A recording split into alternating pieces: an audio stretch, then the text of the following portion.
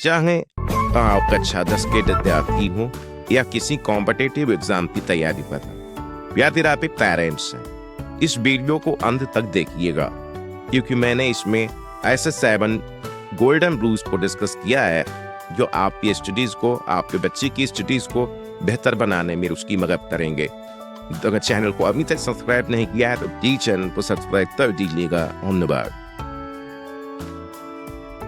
Welcome back to CSG। आज CSG में आपका फिर से स्वागत है। आज मैं आपको बताने वाला हूँ 7 ऐसे रूल्स जिनको फॉलो अगर आप कर सकते हैं तो फॉलो करने के बाद आप अपनी स्टडीज़ को बहुत हद तक इम्प्रूव कर सकते हैं। स्टडीज़ को इम्प्रूव करने के लिए आपको फॉलो करने होंगे मेरे 7 रूल्स। अगर आपने इन 7 रूल्स को रेगुलर फॉलो किया तो यकीन मानिए आप अपनी स्टडीज़ को बेहतर कर पाएंगे। चाहे बोर्ड का एग्ज़ाम हो, चाहे किसी कॉम्पिटिटिव एग्ज़ाम में आप बैठ रहे हैं या किसी भी एग्ज़ाम को आप एग्ज़ाम को देने जा रहे हैं, तो उस एग्ज़ाम में अगर आपने इस 7 गोल्डन रूल्स को फॉलो किया तो इन रूल्स को फॉलो करने के बाद आपकी सक्सेस 100% है।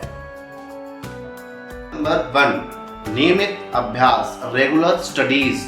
रेगुलर स्टडीज का मीनिंग है अगर आप अपने स्टडी को रेगुलर करते हैं, रोज करते हैं, डेली करते हैं, तो आप अपने सिलेबस में कभी पीछे नहीं रहेंगे, कभी भी आप जीवन में पीछे नहीं रहेंगे।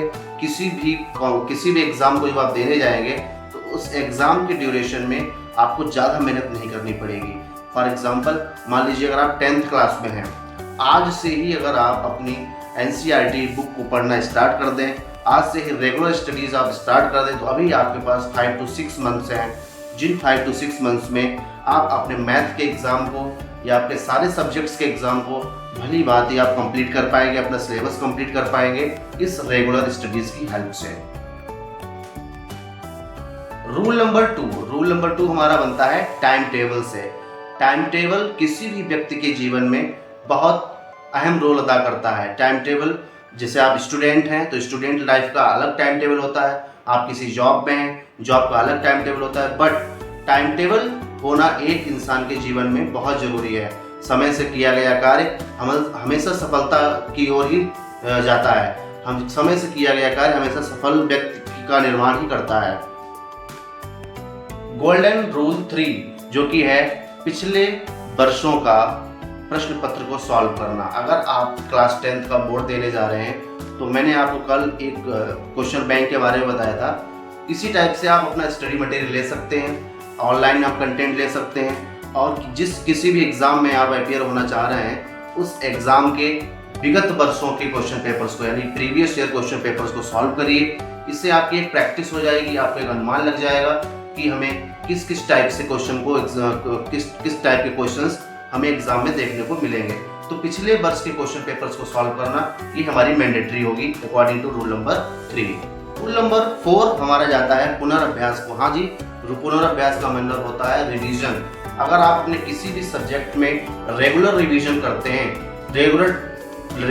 हैं, टाइम ब्रेक नहीं करते हैं, रिवीजन को आप ब्रेक नहीं करते हैं, तो यकीन मानिए आप उस सब्जेक्ट के एक्सपर्ट बन जाएंगे। आने वाले टाइम में धीरे धीरे रिवीजन करते उस सब्जेक्ट के आप एक्सपर्ट कहलाएंगे। तो किसी भी सब्जेक्ट में एक्सपर्ट बनने के लिए रिवीजन का करना बहुत ज़रूरी है और आप सतत रिवीजन करते रहिए। रूल नंबर 5 जो है वो है हमारी हेल्थ से रिलेटेड।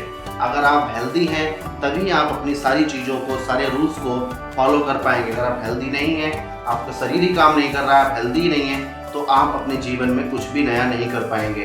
तो हेल्दी रहने के लिए आपको रेगुलर एक्सरसाइज करनी है, मॉर्निंग वॉक पे जाना है और जो भी आप कर सकते हैं अपने हेल्दी रहने के लिए, उन सारी चीज़ों को आपको करना है रेगुलरली। अपने इन 7 रूल्स में 6th रूल में मैं शामिल करना चाहूँगा ग्रुप स्टडी को। हमारा फ्रेंड सर्कल जितना बड़ा है, ग्रुप स्टडी हमारे जीवन में एक अहम रोल अदा करती है। अगर आप स्टूडेंट हैं तो स्टूडेंट लाइफ में अपने मित्रों के साथ, अपने फ्रेंड्स के साथ अगर आप ग्रुप स्टडी करते हैं तो उसमें आपके नॉलेज का इंक्रीमेंट होता है। आप नई चीज़ों को सीख सकते हैं, नई चीज़ों का अभ्यास कर सकते हैं और अपनी नॉलेज को आप इम्प्रूव कर सकते हैं ग्रुप स्टडी से। तो ग्रुप स्टडी भी इस रूल्स का एक हिस्सा बनेगी। 7 हमारा इस वीडियो का लास्ट रूल होगा। इस लास्ट में हम आपको बताएंगे पॉजिटिव थिंकिंग, हाँ जी, सकारात्मक सोच के बारे में। किसी भी काम को करने के लिए सकारात्मकता का होना बहुत ज़रूरी है। अगर आपकी थिंकिंग पॉजिटिव है तभी आप दुनिया का कोई भी काम कर सकते हैं। इसलिए अगर आप एक स्टूडेंट हैं तो स्टूडेंट लाइफ में हमेशा पॉजिटिव थिंकिंग बनाए रखिए। किसी भी सब्जेक्ट में, किसी भी टॉपिक पर, किसी भी क्वेश्चन पे अगर आपको डाउट है, आप कुछ जानते नहीं, तो उसको आप सोचने की, आप खोजने की कोशिश करिए, ना कि उसको आप रिजेक्ट करने की कोशिश करेंगे। चीज़ों को अवॉइड करेंगे तो आप जो है सिलेबस आपका बढ़ता जाएगा और चीज़ें आपकी टाइम आपका उसमें बहुत ज़्यादा टाइम लगेगा। तो इसलिए अपनी थिंकिंग को पॉजिटिव बनाए रखिए, सकारात्मक सोच के साथ आगे बढ़ते रहिए।